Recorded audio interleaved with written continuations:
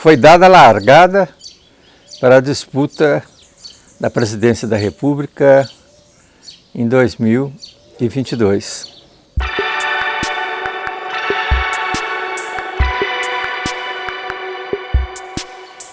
Dois institutos, que são os únicos, apontam um quadro eleitoral que já era, de uma certa forma, sabido pela sociedade. O presidente Lula, ex-presidente Lula, em primeiro lugar. Em segundo lugar, Bolsonaro, Moro, Ciro e agora o Dória.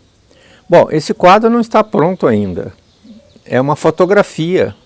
É como aquelas velhas fotografias que a gente olha no álbum e fala: nossa, olha, ele estava aqui ainda. Aquele outro, nossa, ele era pequenininho, agora cresceu, um homem feito. Porque muda, a foto muda, né? A mesma coisa, a intenção de votos muda. Bom, essas perspectivas estatísticas ou intenções de voto feitas antes das eleições têm mais a dizer para os analistas políticos a respeito de um quadro que pode se desenhar positivamente ou negativamente. Bom, algumas coisas a gente pode dizer a respeito desses números e que eles não vão se repetir. É lógico que é muito cedo, falta um ano ainda para as eleições e esse quadro pode modificar. Tem ainda pessoas que, por exemplo, a Simone Tebet, que ainda não foi pontuada, mas é uma candidata forte.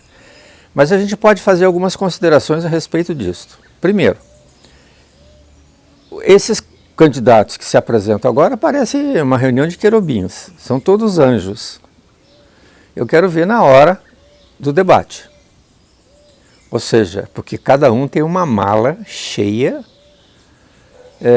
de documentos, de experiências que podem ser utilizadas na disputa eleitoral.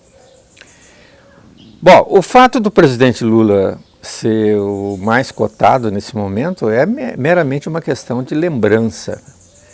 Uma sociedade que vota em nomes, não vota em partidos, não vota em ideias, é a lembrança do presidente Lula.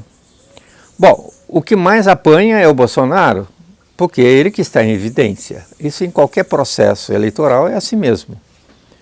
Ele está governando, a situação do país não é uma situação muito agradável, nós estamos com dificuldades, muitas dificuldades, a respeito da inflação.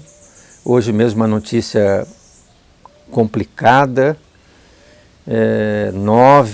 em 9 capitais houve invasão de supermercados, isso é terrível. Bolsonaro vai fazer tudo possível para conseguir eleger, mas em resumo, o presidente Lula, ninguém falou nada sobre ele.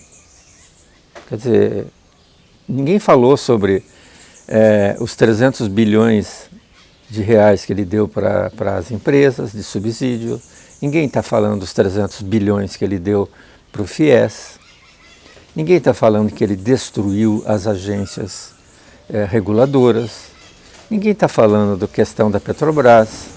Ou seja, ele tem um passado recente em que ainda está na lembrança da população. E isso pode, de uma certa forma, interferir nos resultados até o ano que vem. Bom, Bolsonaro é o exemplo, está aí na televisão, a cada dia que passa ele está perdendo cada vez mais votos.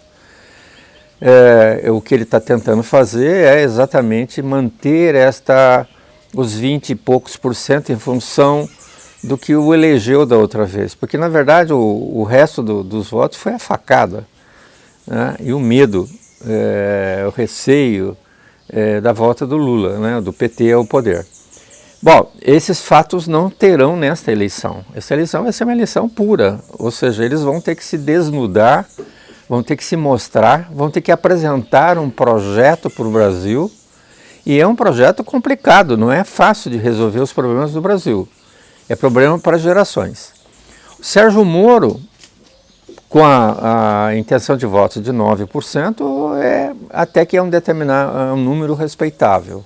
Ele está levando bordoada até hoje, é lógico, pela classe política, porque detesta e porque ele foi o grande idealizador da Lava Jato. Mas ele tem muita coisa para falar,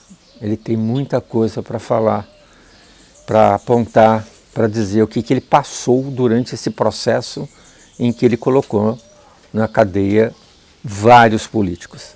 Bom, Ciro Gomes é aquele candidato competente, compete todos os anos e não passa de 10%. Né? Talvez até essa ameaça que ele teve agora, essa agressão que ele teve agora pela Polícia Federal, talvez ele chegue um pouquinho a 12%, a 15%, mas talvez até desista de concorrer. Porque tem um outro fator interessantíssimo aí, que é a questão da cláusula de barreiras. Ou seja, que em vários partidos pequenos vão ter que se agrupar numa federação, porque senão eles não terão representatividade no Congresso, e aí eles vão perder o fundo eleitoral, ou seja, tem uma série de implicações. Então, ainda o cenário não está formado. O que me parece que o Bolsonaro é o mais prejudicado nesse aspecto, porque ninguém quer tirar fotografia ao lado dele, nenhum candidato quer tirar fotografia ao lado dele.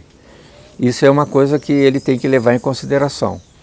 Bom, e por último temos aí o Dória. O Dória é o candidato de São Paulo, é conhecido em São Paulo, né? É um candidato de elite que tem muita dificuldade para vender a sua ideia, apesar de ter tido uma ação muito positiva na questão da vacina, mas acho que isso não que a população está mais interessada, né? Bom, com referência aos vices que ainda não apareceram, o fato do Geraldo Alckmin estar junto ao Lula, o Geraldo Alckmin é aquele político de segunda linha, né? Do PSDB, diz que é fundador do PSDB, mas ele nunca teve destaque. Ele foi um candidato, um político que teve muita sorte pela desgraça dos outros políticos que morreram, né? Ou seja, foi candidato a presidente da República, não teve uma votação, ou seja, ele não colou. Então, o quadro é este. Ainda é muito cedo para a gente ter uma visão geral a respeito de tudo que vai ocorrer no próximo ano, no ano de 23, que vai ser um ano muito difícil, economicamente muito difícil. E a economia derrota candidato, isso é uma certeza. Então, vamos que vamos esperar para ver o que vai dar. Brasil, pátria amada, sempre desejada.